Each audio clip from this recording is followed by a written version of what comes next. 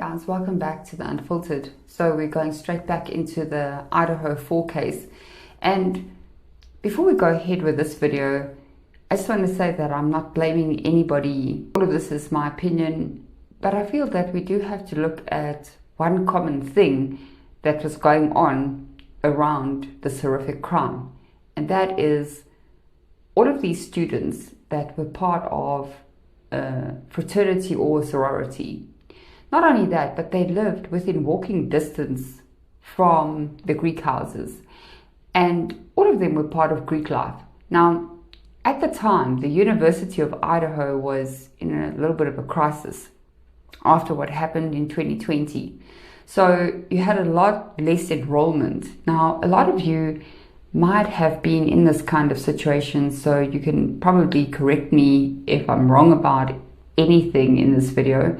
The thing is, here in South Africa, this is not something that we really experience at all with universities.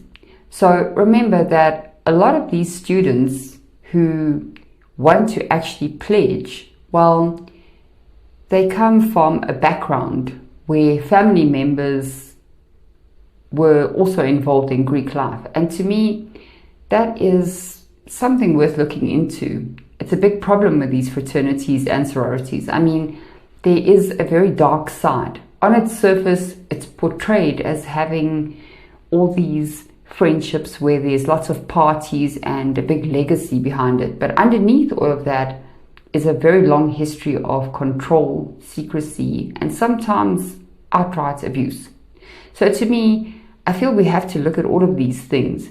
Now, one of the things that I find bizarre is the hazing. I mean, you have physical hazing, which would include things like forced alcohol consumption, sleep deprivation for days on end, students being blindfolded, forced workouts, things like being screened and yelled at, degraded. I just can't understand why anybody would put themselves in a situation like that. But you also have psychological hazing where they call the pledges by a number. I mean, basically they don't even really use their name. So dehumanizing them and breaking them down mentally before rebuilding them. So like I said, you have a lot of secrets, intimidation, guilt tripping, and a lot of punishments. And these punishments could be for something like a tiny mistake.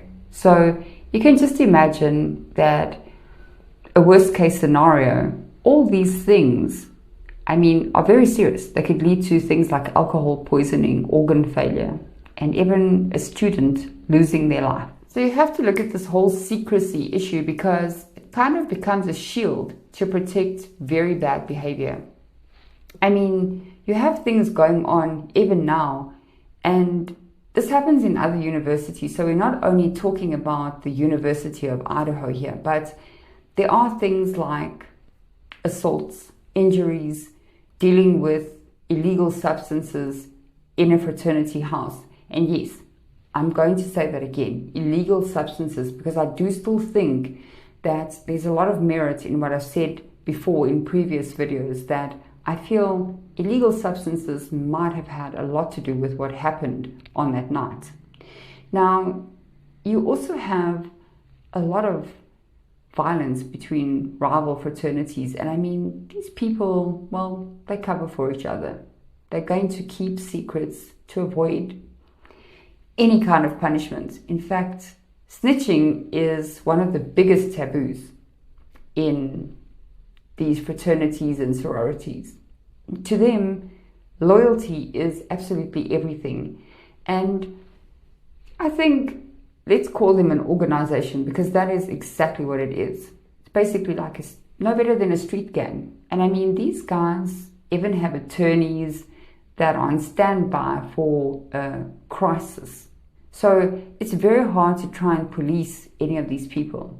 Because if you look at houses like the 1122 King Road that is privately owned, then university officials basically describe these houses as holding tremendous power So let's say the university is trying to investigate one of these fraternities.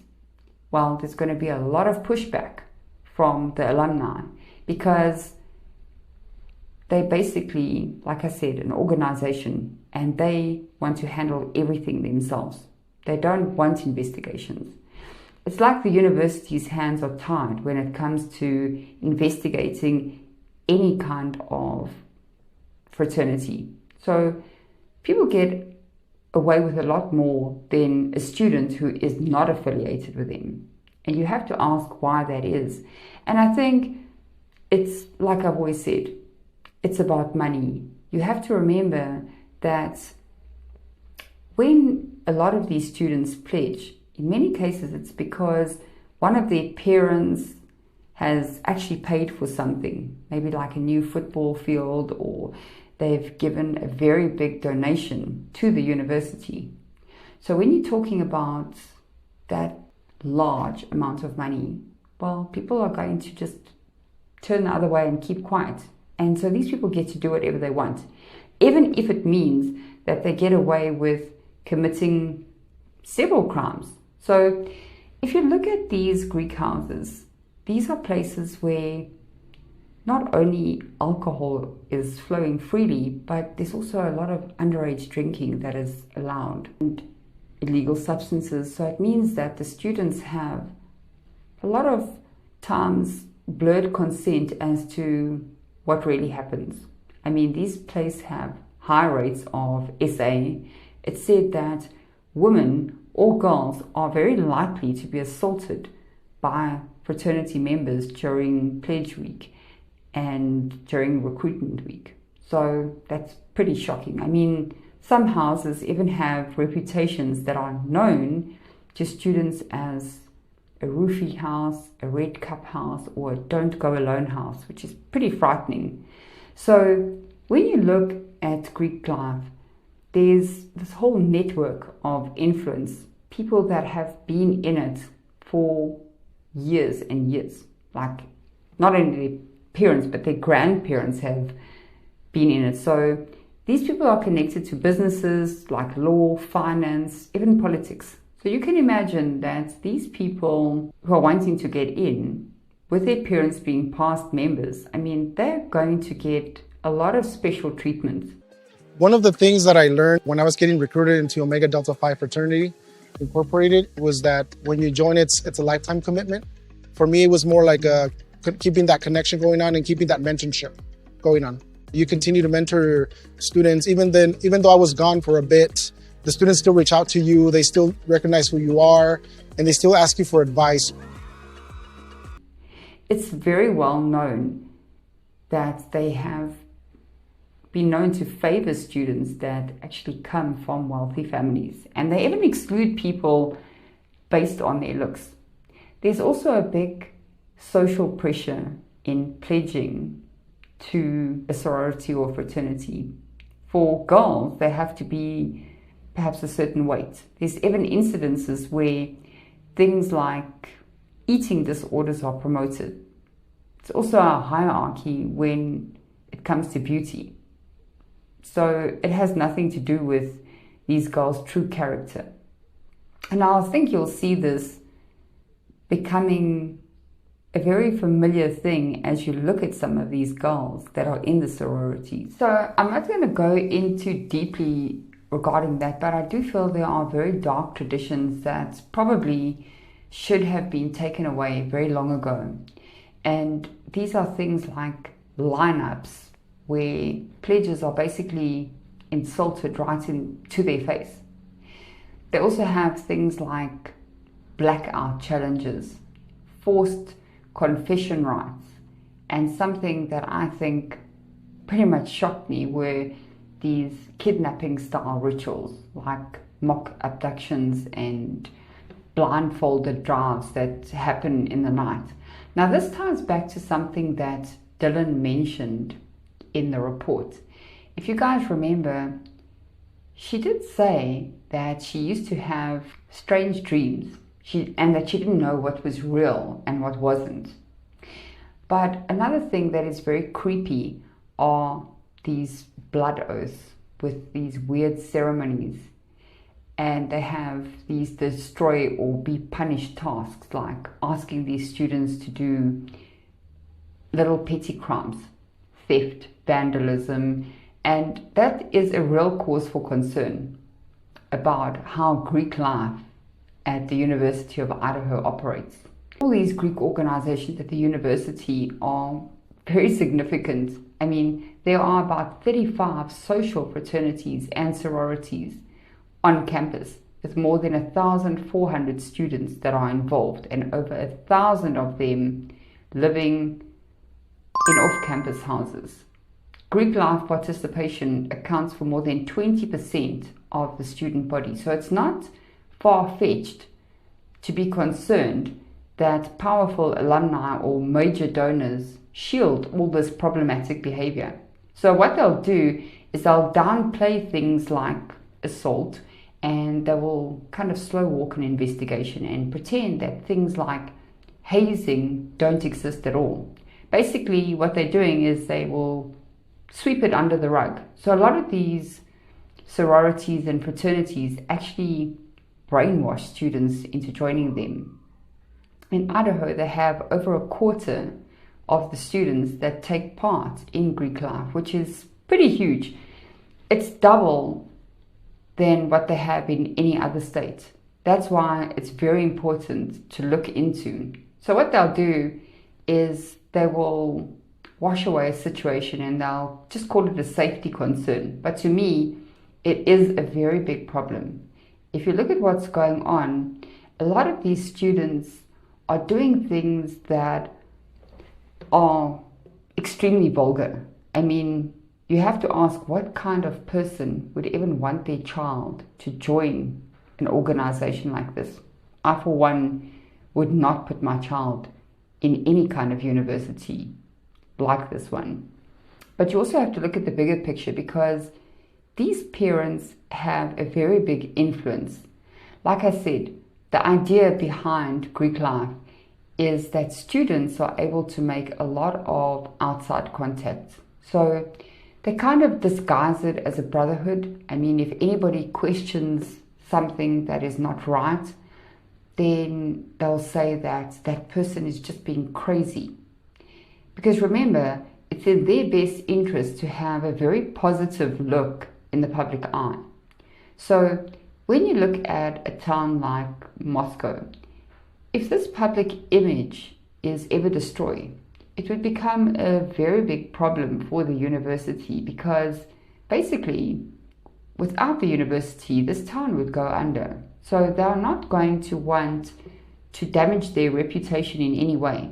They're going to be very careful, or they will tiptoe around any kind of bad behavior. Parents that are high up and control everything allow this behavior to continue. I mean, if you think about it, they could stop it, but for some reason, it just doesn't stop.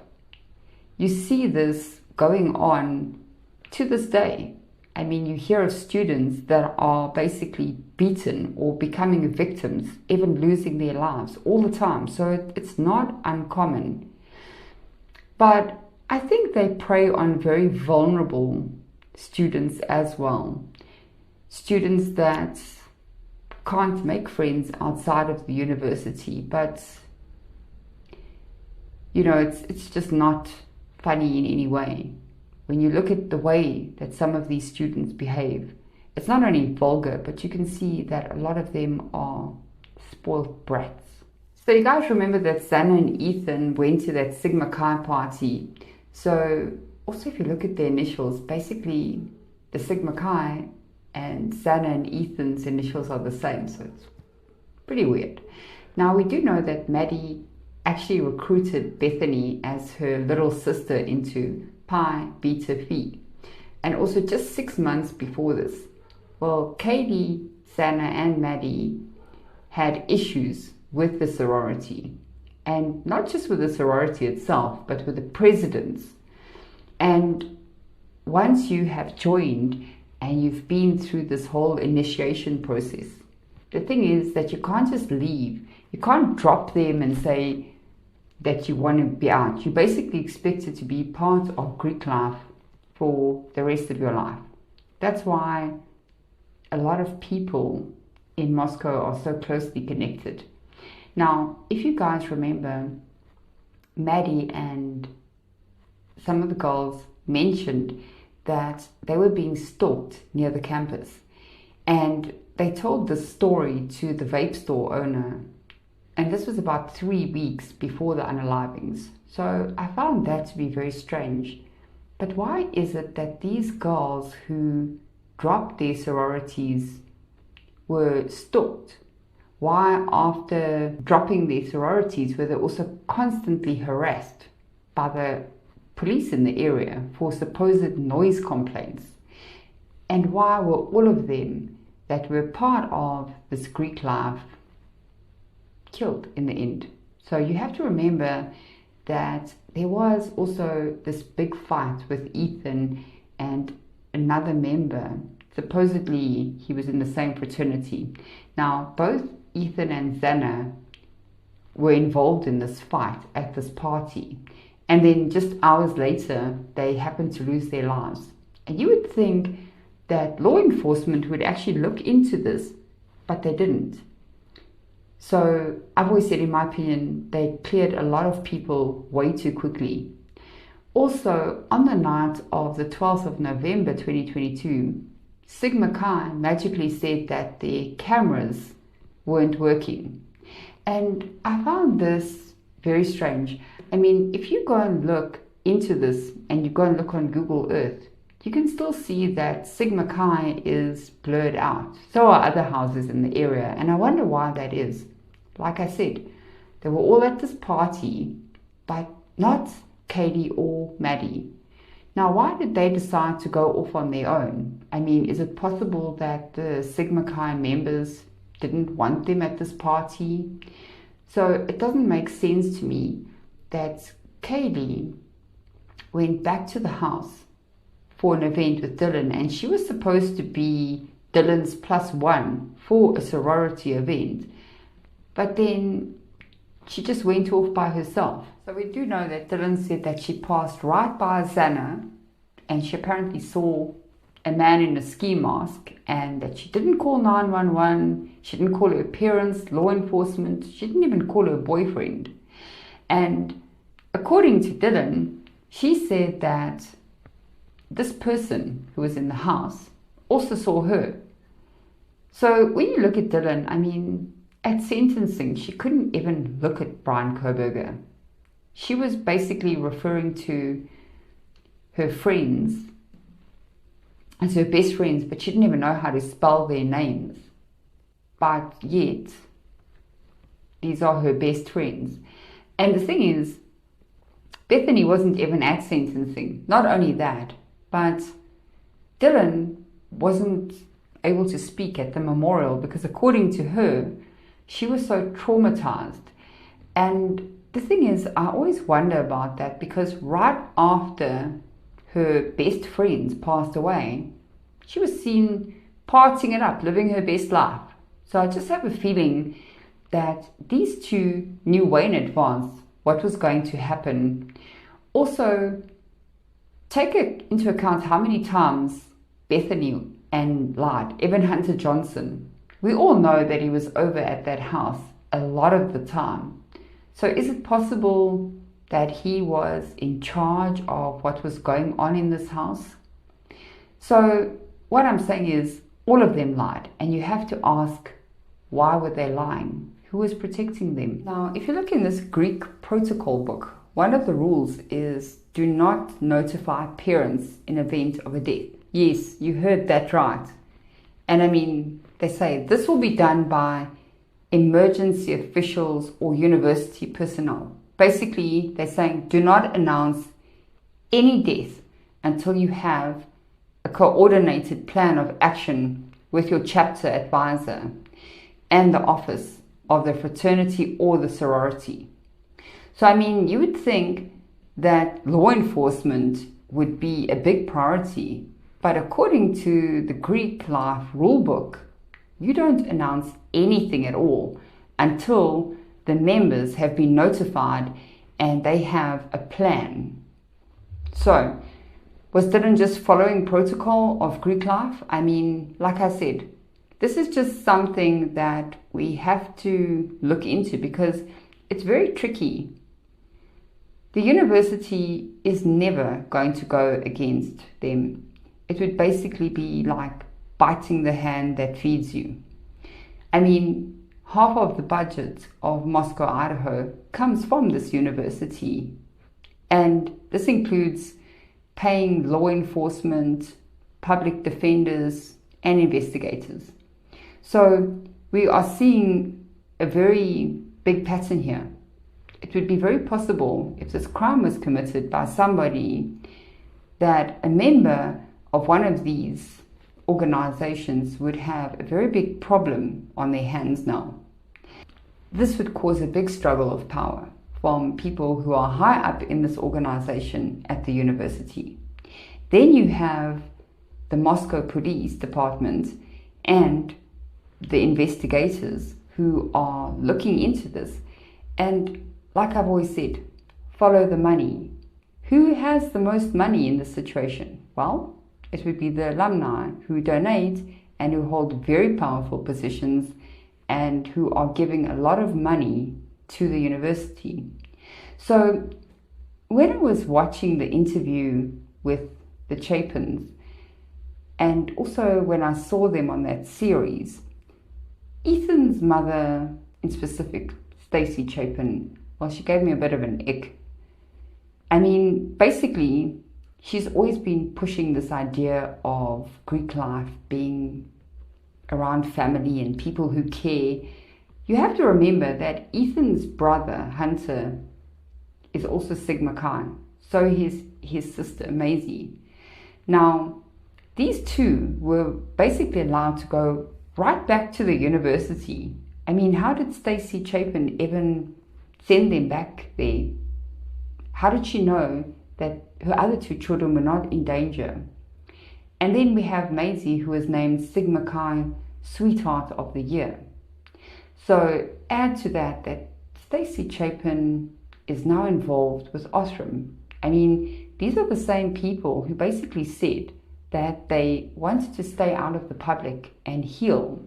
I mean, they didn't even want to attend the trial of Brian Koberger. And now they're going to CrimeCon and they're very much in the public eye. I don't know. You let me know what you think about that. But for me, it just doesn't sit very well. So after looking into all of this, you would ask if it's possible if these college students could have had anything to do with the crime itself. And I don't think we'll really know. I almost want to say that I don't think that it does. It goes a lot deeper, and I do think that illegal substances are definitely involved. But what I'm saying is it's possible that they had the means to cover up whatever was going on.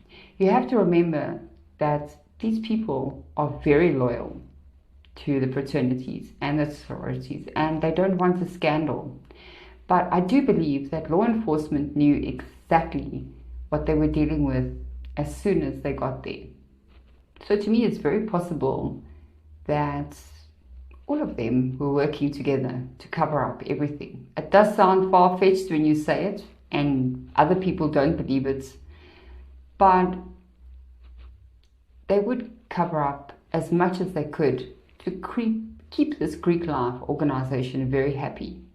Something else that I do want to look into in a future video, and I did talk about this previously, is the story of Caden Young. I mean, they tried to say that he overdosed.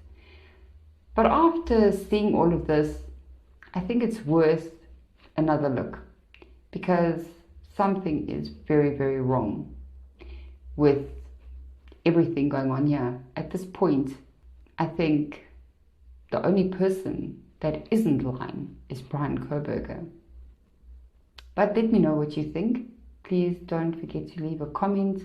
Thank you to all of you that support my channel. I appreciate you so much, and I'll see you guys in the next video.